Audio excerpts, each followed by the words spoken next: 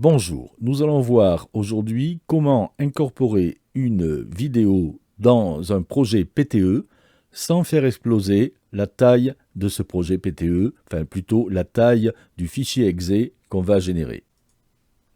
Je vais utiliser un projet que j'ai créé il y a quelques années, en 2016, suite à la victoire aux Jeux Olympiques de Karim Lagouag, médaille d'or par équipe pour le concours complet, en 2016. En fait, j'avais fait ça, moi, en 2010. J'avais préparé un sujet parce que je connaissais Karim, je l'avais rencontré au Haras de Jardy, il venait de gagner un concours. Donc je vous montre le résultat, ici, dans mon montage d'époque. Avait remporté la 3e place. Toujours sympathique et jovial, Karim avait accepté de poser pour moi un papier à la main pour me permettre de réaliser un photomontage. Karim est consultant sur... Bon, voilà. Donc vous avez vu ici le principe. Alors j'ai été obligé de flouter les bords, parce que c'était pas très intéressant. Donc il y a une partie purement photo. Et puis il y a des masques. C'est un travail PTE habituel. Et dedans, on voit la vidéo. Alors cette vidéo, maintenant, elle est ici. C'est un original que j'ai recopié dans mon dossier. Vous voyez qu'elle fait, vous avez les chiffres qui s'affichent en bas de votre écran, 1290 par 720, 56 mégaoctets, 19 secondes. Vous pouvez aussi faire un clic droit, info fichier, et là vous avez les mêmes informations avec une information importante en plus, la cadence qui est de 24 images par seconde. Et cette cadence, bien sûr, elle va être importante lorsqu'on va chercher à optimiser le poids de notre fichier exe. Donc si j'inclus cette vidéo dans le projet comme ça, eh bien je rajoute 56 mégaoctets à la taille de mon fichier exe. Donc c'est un peu excessif pour une vue qui dure 16 secondes 807 très exactement. Alors comment faire pour alléger tout ça sans se compliquer la vie, sans sortir de PTE? Eh bien, nous allons créer un mini-projet qui ne contiendra que cette vue, qui était la vue numéro 4 de mon projet. Donc, j'efface toutes les vues qui précèdent, j'efface toutes les vues qui suivent, et j'ai plus que cette vue. Alors là, attention, je suis toujours sur mon projet de PTE. Et c'est déjà la version 3.2, j'ai quand même au moins 3 versions, si ce n'est pas 5, qui précèdent. Donc pour ça, je fais fichier, pour ne pas perdre le travail que j'ai fait auparavant, je fais fichier enregistré sous, et je vais appeler ça, le projet, Karim, vue 4. Voilà. C'est pour que ça ne vienne pas perturber mon projet qui est à la version 3.2. Enfin, la version 3.2, je l'ai faite ici pour la démo, mais enfin, j'ai déjà 3 versions, ça suffit. Donc, il y a une autre chose à faire, c'est à penser à la possible transition. Donc, pour penser à la possible transition, c'est-à-dire si j'arrête, j'aurai peut-être une transition de 2 secondes dans la vue qui suit. Donc, si ma vidéo se fige, ça ne va pas être très joli. Donc, je vais rajouter 2 ou 3 secondes ici. J'étais à 16,807, je passe à 19 secondes. Alors, quand vous faites cette opération, si vous avez des points de contrôle qui sont tout à fait une animation avec des points de contrôle au bout de l'image, ça peut modifier votre animation. Donc il faut vérifier après que vous n'avez rien modifié. Autre chose très importante à faire, c'est que derrière, j'avais un projet avec des bandes de son, une bande de son toute préparée. Donc ici, je viens dans Options du projet, Son, et j'efface la piste 1 qui était bien chargée. Voilà, donc maintenant, il n'y a plus que ça. Donc, je vais générer une vidéo muette de 19 secondes, sachant que j'ai besoin de 16,8 secondes. Alors, pour générer cette vidéo, je viens ici dans vidéo HD. Ma vidéo, elle sera du 1920 par 1080, c'est la taille de mon projet. Je vais sélectionner ici basse qualité, parce que c'est tout à fait suffisant et on va le vérifier ensemble. Et ici, il me faut choisir la cadence. Comme c'est une image fixe, qu'il n'y a pas d'animation autre que la vidéo, je reprends la cadence qui était celle que j'avais observée pour la vidéo, à savoir 24 images par seconde. Je vous avais dit, c'est l'information importante. Je ne vais pas demander à PTE de calculer des images intermédiaires en mettant une autre valeur pour la cadence. Donc ici, j'ai tourné à 24 images par seconde, et bien, je vais générer une vidéo à 24 images par seconde. Ça aurait pu être 25, 30, 50, 60. Bon, je vais respecter ça. Et bien sûr, ça va s'appeler Karim Vue4.mp4. J'utilise l'accélération matérielle. J'ai une carte graphique récente et performante. Elle fait du très bon travail et je l'utilise systématiquement. Je valide et vous voyez mes 19 secondes de vidéo sont créées en même pas 6 secondes. Voilà, ça y est. Donc maintenant, je peux retrouver ceci, ça se trouve directement sous la racine de mon projet, Karim Vue4 MP, voilà, je la mets à côté. Et nous allons essayer de voir en plein écran si nous sentons la moindre différence à ce niveau-là. Et je vous demande bien de regarder aussi le visage de Karim, parce que je suis passé à une vidéo basse qualité. Certains pourraient se dire « Oulala, mais ça va dégrader mon image ». En fait, ça ne dégrade pas du tout l'image, puisque la basse qualité, c'est pour les mouvements qui sont dans une vidéo, ce n'est pas pour les images fixes. Ce que vous vérifiez tout de suite, donc voilà, il n'y a pas de son, hein, on l'a dit. Alors, regardez le visage de Karim, vous voyez, voilà, ça c'est la première vidéo. Attention, on va passer à la seconde. On est passé à la seconde, il n'y a absolument rien sur... Non, là voilà, ça y est, on est passé à la seconde, il n'y a absolument rien sur le visage qui a bougé, je n'ai absolument rien perdu. Alors pour la vidéo elle-même, maintenant regardez bien la vidéo, voilà, ça c'est la vidéo refaite, on va repasser à la première vidéo, voilà la première vidéo, voilà la seconde vidéo, bah, c'est pareil. Il n'y a aucune différence entre les deux. Et maintenant, si on regarde ici au niveau du poids, on est passé à une vue qui fait 1,4 million, alors que la première faisait 214 plus 56 millions de kilooctets, d'octets, pardon.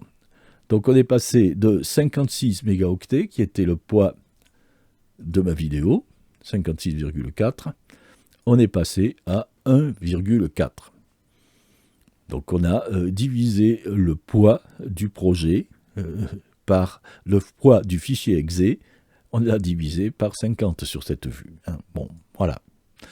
Donc c'est spectaculaire. Alors maintenant, on va voir comment on met ça dans le projet. Donc on reprend le projet, j'enregistre pas ça, c'était juste ma démo, voilà. Et dans le projet ici, je viens sur cette image, bon alors là, je repasse en ligne de temps, en général, je le fais pas quand je fais pas de synchro, mais là, il y a quelque chose d'important à souligner, je ne peux pas me contenter de prendre la vidéo que je viens de faire et de la faire glisser ici. Parce que je vais décaler toute ma synchro son. Alors là, c'est un projet un peu rapide. Je n'ai pas attribué chaque extrait sonore à une vue, mais en général, c'est ce que je fais. Donc si je rajoute une vue, ça peut aller. Mais là, si je le fais là, comme ça, tout simplement, vous voyez, je risque de modifier toute ma synchro son. Donc, il ne faut pas le faire. Puis bon, c'est pas commode. Donc ici, ce que je vais faire, c'est tout simplement éditer la vue numéro 4, qui a une longueur spécifique, on l'a vu, mais on ne va pas la toucher, cette longueur. Donc on va éditer cette vue, et cette édition est radicale. Je supprime tout. Et je viens ici introduire à la place la vidéo que je viens de créer. Je ferme. Et vous voyez ici, apparemment, rien n'a changé. Mais en fait, si quelque chose a changé, c'est que j'ai ce coup-ci une vidéo au lieu d'avoir une image fixe. Alors, ce qui est... Ouais, je reviens, vous voyez, il n'y a plus que ça. Donc ce qui est intéressant, c'est de voir que le nom de l'image, curieusement, n'a pas changé. Mais enfin bon, ça c'est un petit détail. Voilà, donc ça c'est la manière la plus simple, la plus efficace, la plus rapide pour alléger le fichier exe, et 9 fois sur 10, vous n'aurez aucune dégradation de votre image.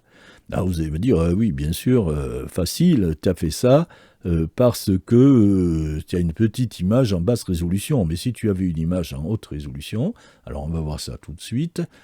Pour ça, je vais chercher une autre version du projet.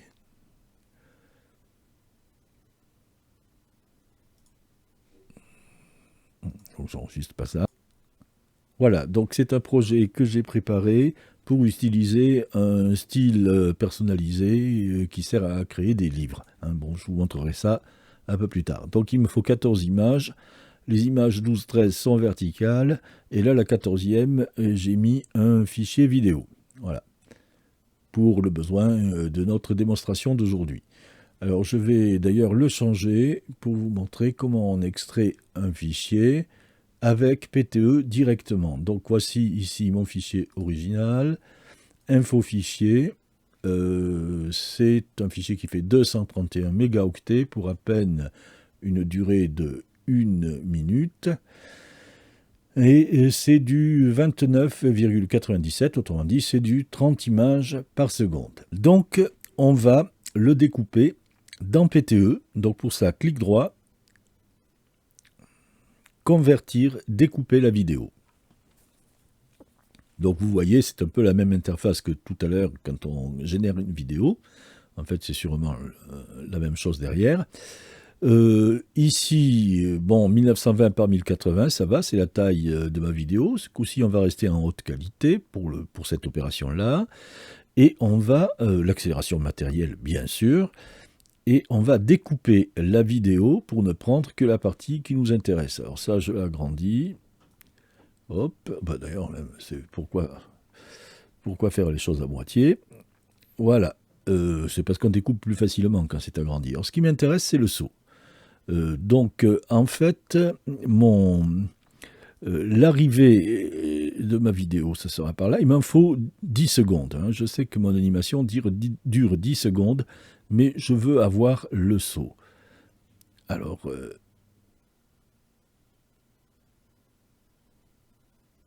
vous voyez d'ailleurs, quand on est image par image, que ma vidéo n'est pas super nette à cet endroit. Donc là, tiens, elle commence nette ici. Et donc, j'en veux 10 secondes. Je regarde la durée en haut. Voilà, c'est bon. Voilà. C'est bon. Ici, j'ai la durée de ma vidéo. Vous voyez, qui est bien plus nette à la fin. Donc, je vais prendre ce découpage et PTE me propose de le mettre au même endroit que l'original dans un fichier qui portera le même nom, .converted, comme on dit chez nous dans le Midi. Voilà, donc il y avait entre parenthèses 2 parce que j'ai fait l'opération précédemment, je ne l'avais pas encore effacé. Voilà, et donc là, j'utilise toujours l'accélération matérielle et je valide.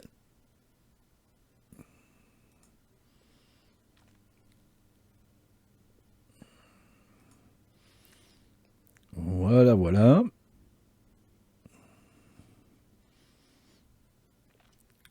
Voilà. Et je peux fermer. Maintenant, pour vous montrer ce qu'on a fait, je vais prendre la vidéo originale, je vais prendre la vidéo converted, et on va comparer les deux. Mais la vidéo originale, bien sûr, je vais la trimer. Donc,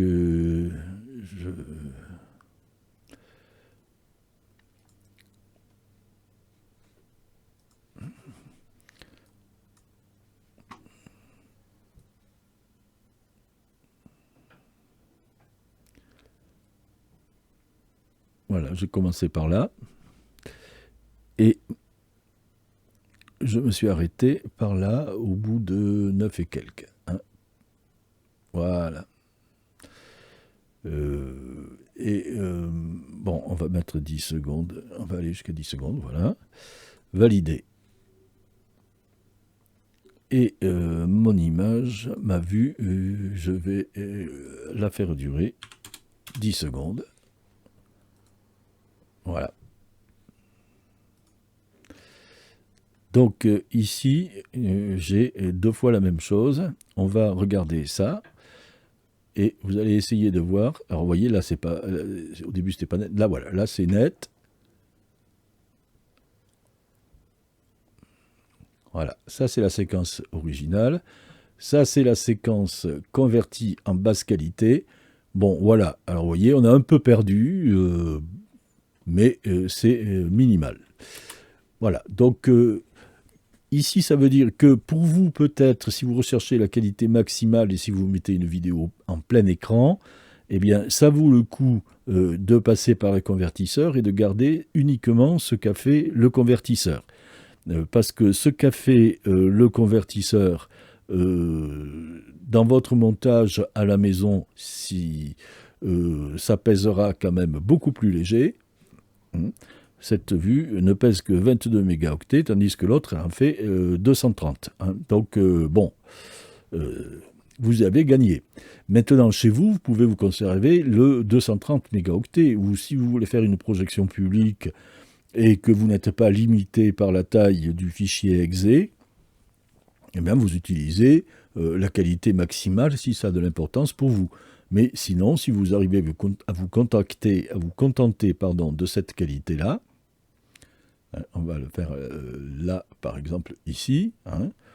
Bon, par rapport à celle qu'on a ici, il y a une petite différence, hein, mais bon, ensuite, c'est à vous de voir ce que vous voulez. Et si vous voulez avoir la qualité maximale, ben vous savez à quel prix vous devez la payer.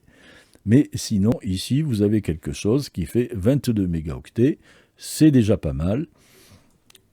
Ça va alourdir votre projet, mais c'est encore votre fichier exe, mais c'est encore gérable. Alors moi, voilà la façon dont je vais l'utiliser. C'est qu'à partir de ça, je vais chercher mon style. Et j'utilise ce style-là que j'ai préparé pendant le premier confinement. Voilà. Bon, il n'est pas très élégant par endroits, c'est pour ça que je ne l'ai pas proposé, c'est pas un modèle du genre, mais enfin vous voyez, vous avez des pages qui se tournent vraiment et vous avez un véritable effet 3D. Mais à part ça, c'est quand même pas terrible. Donc voilà, il y a une petite animation assez classique pour du PTE. Et c'est amusant de le faire, bien sûr, sur la vidéo.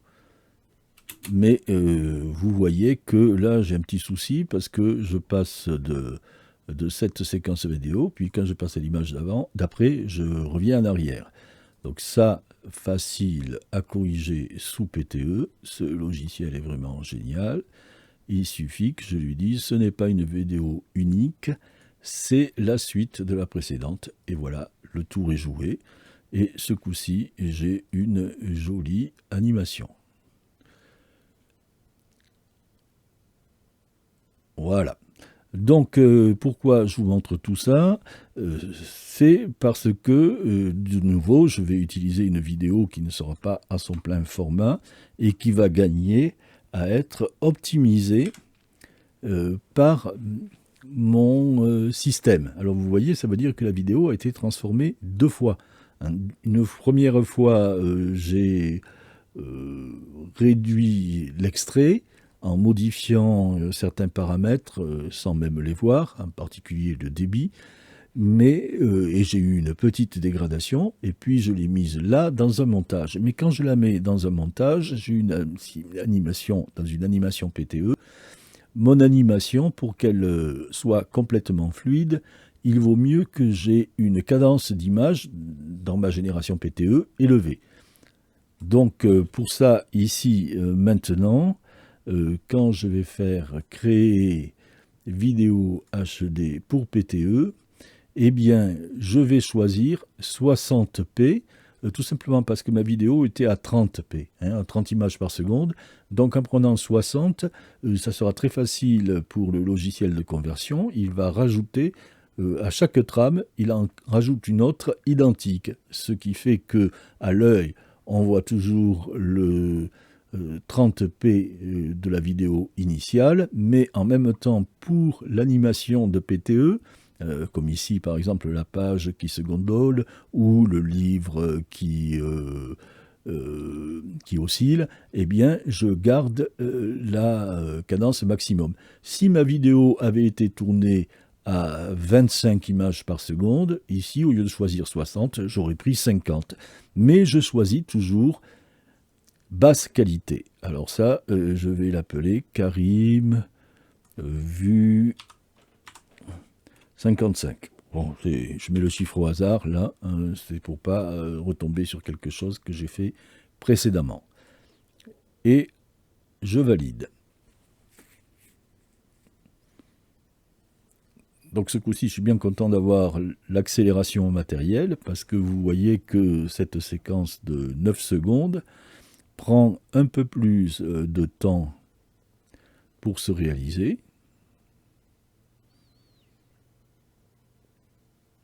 Et ça nous laisse tout loisir pour admirer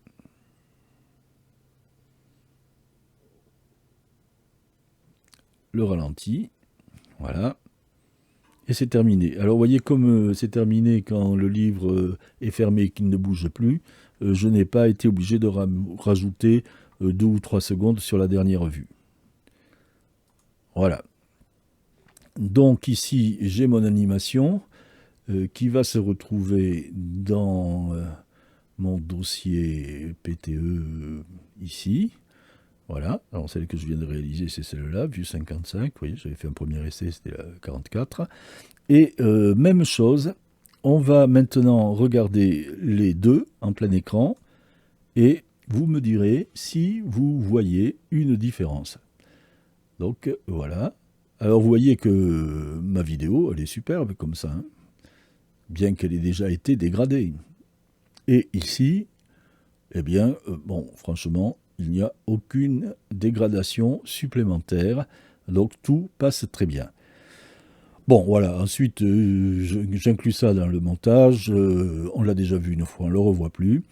Vous avez vu tout ce qu'il fallait voir. On a vu comment découper une vidéo grâce à l'outil PTE, qui modifie en général, qui en profite pour déjà alléger en modifiant, on prend du haute qualité, mais c'est souvent, ça peut être inférieur parfois à la qualité de la vidéo originale et à la vidéo originale en débit, mais c'est quasiment sans incidence sur le résultat. Et puis surtout, dans votre montage, souvent vous allez utiliser une incrustation ou une animation, ce qui fait que le déficit très léger de qualité que vous pouvez avoir passera totalement inaperçu. Et néanmoins, si vous voulez faire différemment, ben, vous savez qu'il existe d'autres méthodes pour perdre un peu moins ou pour savoir exactement ce qu'on veut perdre. Mais bon, à mes yeux, en tout cas, cette méthode-là est tout à fait suffisante et donne des résultats, vous voyez, qui, pour moi, sont excellents. Donc, je n'éprouve pas le besoin de regarder en arrêt sur image la qualité de ce qu'on voit. Vraiment, vraiment, je ne vois pas pourquoi j'irai chercher à avoir plus. Je vous remercie pour votre attention et vous dis à bientôt pour d'autres tutos du même genre. Au revoir.